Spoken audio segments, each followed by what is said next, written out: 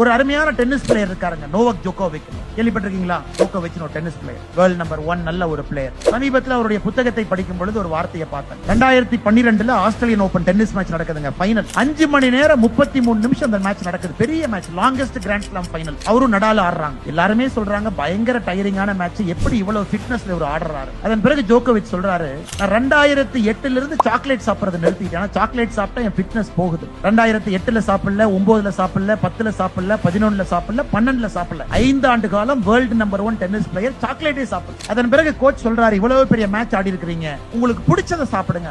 இப்ப நீங்கள் நான் என்ன நினைப்போம், ஒரு பெரிய மேட்ச் ஜெயிச்சிட்டோம், நடால்ட்ட ஜெயிச்சிட்டோம், ஒரு பெரிய சாக்லேட் வாங்கி டைரி மில்க் சாப்பிடலாம். அன்னைக்கு ஜோகோவிச் சொன்னாரு, ஆமா நான் சாப்பிட போறேன்னு ஒரு சாக்லேட் வாங்கி ஒரு கார்னரை உடைச்சு அதுல ஒரு பாதியை உடைச்சு நாக்குல வச்சு டேஸ்ட் மட்டும் பார்த்துக்கிட்டாங்க. So greatness comes with self discipline. நம்ம எல்லாருமே புரிஞ்சுக்கணுங்க, ஒரு மிகப்பெரிய மனிதராக நீங்கள் வர வேண்டும் என்றால் உங்க கூட செல்ஃப் டிசிப்ளின் வந்தா மட்டும்தான் மிகப்பெரிய மனிதராக யாராக இருந்தாலும் எந்த துறையிலையும் வர முடியும். டிசிப்ளின் டு சே நோ, இதனால எனக்கு எந்த லாபமும் இல்ல, நோ. சோசியல் மீடியானால லாபம் இல்ல, நோ.